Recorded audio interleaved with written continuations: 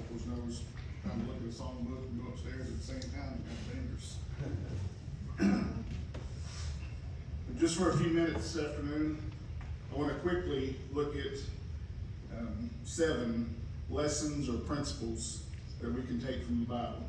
And it's definitely not anything new to any of us, but they're things that we can all be reminded of, and hopefully, what I'm thinking, for my own case, is by being reminded of those things, we can make a better effort to apply those things to our daily lives. And what I'm thinking, like setting goals like over the next week, the next week, let's try to find ways to apply these things to our lives. First one, Jim talked this morning quite a bit about it, and that's the power of forgiveness. It's probably, in my mind, the 7 things I got down, that's probably the hardest one that we all have trouble applying. But forgiveness is one of the most powerful Bible lessons. In Matthew 18, 21 and 22, Peter asked Jesus, "Lord, how often shall my brother sin against me, and I forgive him?" Up to 7 times, and Jesus responds, "I'm not saying to you up to 7 times, but up to 70 times 7. Forgiveness is both a commandment and if you look at it the right way, a gift that we give ourselves, not only the person we forgive, but we give ourselves as well.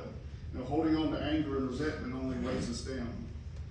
But when we forgive, we can experience liberation, joy, and all those other things that come with that we're holding on to. So how do we practice that in our daily lives? How do you practice forgiveness? It's simple. Who do you need to forgive? It's as simple as that. Reflect on how holding on to grudges has affected your well-being. Maybe write down your feelings about the situation, and then when you're ready, take steps towards giving that forgiveness and letting it go. But most importantly, you need to pray about it. Pray about it for the person who's somehow wronged you that you feel. We have to remember, though, that forgiveness on our part isn't an option. We have to remember that forgiveness on our part isn't an option, it's something we need to do. That's the first lesson that we need to try to apply to ourselves this week somehow.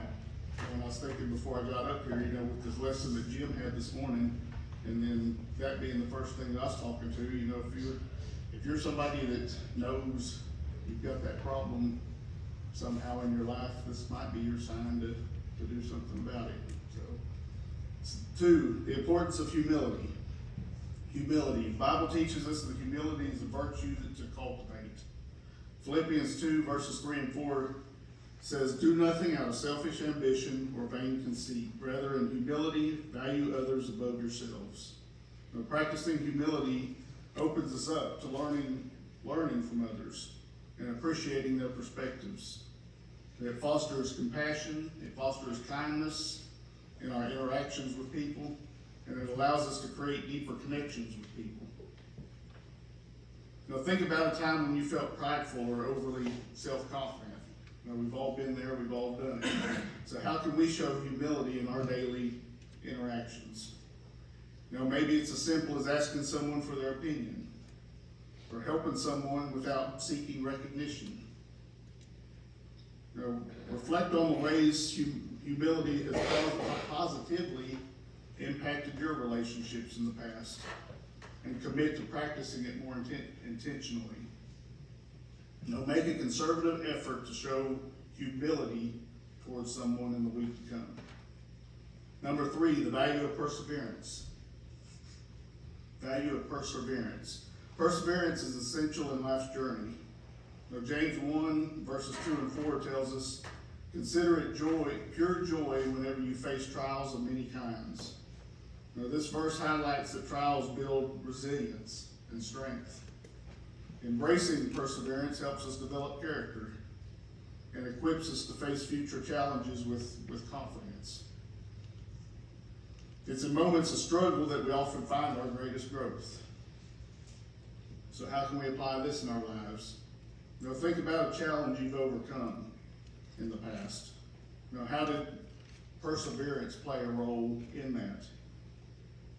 Think about how you grew or how you learned in that perseverance. Then, when faced with new trials, Remember those past victories, remind yourself that perseverance will lead to a greater purpose.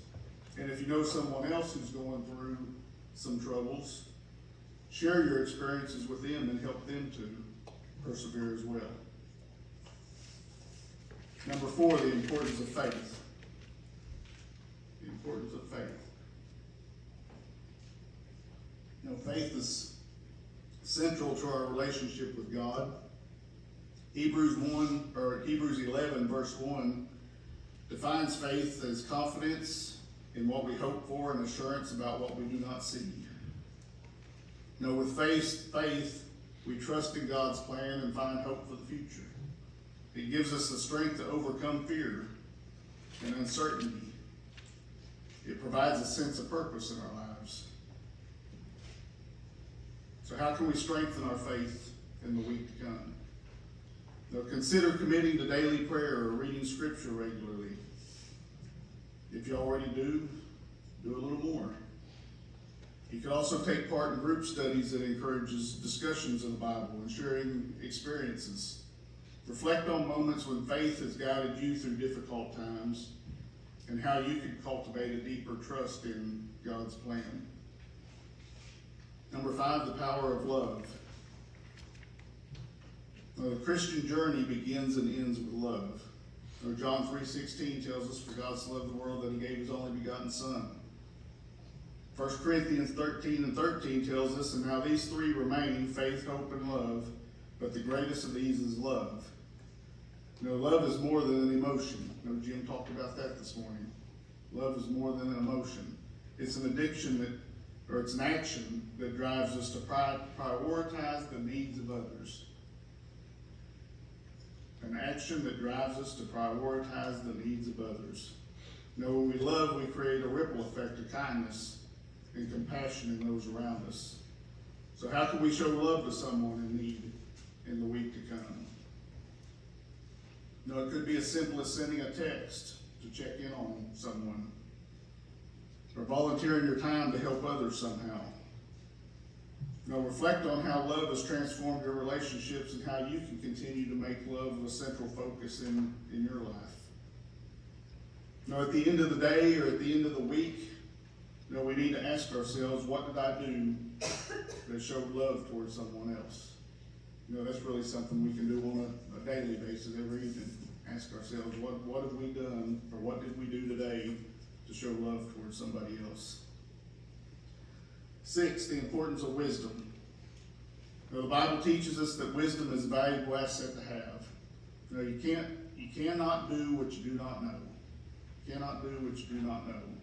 Proverbs 4:7 advises, get wisdom, though it cost all you have, get understanding.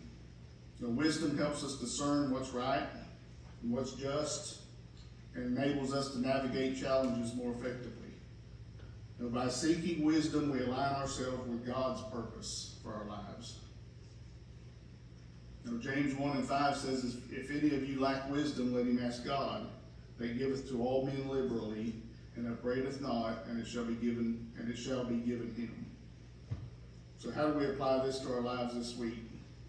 To gain wisdom, we need to actively seek out knowledge through reading, attending studies, having discussions with those who are seeking the same kind of knowledge that we are.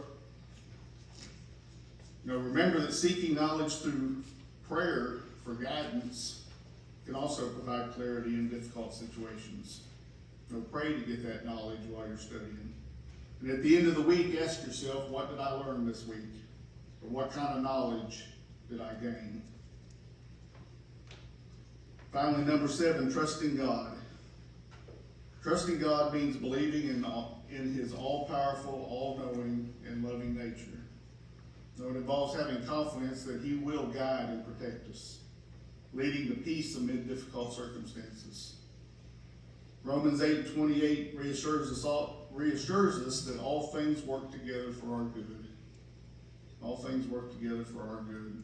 Trusting God allows us to surrender our fears and anxieties to him, giving us the freedom to live joyfully. So how can we deepen our trust in God in the week to come? Perhaps we can dedicate more time to prayer, asking God to help us let go of worries and embrace faith. And we can also reflect on instances when we've seen God's hand in our lives and how trusting Him has brought us peace in the past. Maybe even share those experiences with someone else who's not experienced it. Maybe someone that's going through something now that needs it. Now, the Bible contains a lot of valuable life lessons that we can apply to our lives daily. And there's many more than just these. But in the past couple minutes, we looked at 7, including showing forgiveness to those who's wronged us, showing humility, showing perseverance, having faith, showing love, seeking wisdom, and trusting God. And by applying these Bible lessons to our lives, we can't help but become better people. Can't help but become better people. And more importantly, we can't help but become more pleasing to God in doing that. So my challenge to myself and what I offer to you as well is make an effort in the week to come to find ways to apply those principles to your life. And as the week goes and towards the end of the week, ask yourself, did I do that? And if you did, figure out ways to continue to do that. And if you didn't, hopefully you can figure out ways to do it in the future. The more we do something, you're right, there may be things right now that we have to put some thought and effort into making it happen, but when you do something over and over again, it becomes a habit. And then before long, it just becomes a lifestyle, and that's what we want. We want these things to be a part of our lifestyle. So, never want to close without offering an invitation song to anyone that wishes to have the prayers of the church for any reason, or have never obeyed the gospel. We'd like to help you with that as well, if that's your wishes. So, in any case, if you come forward and have a seat at the front, I'll sing the song.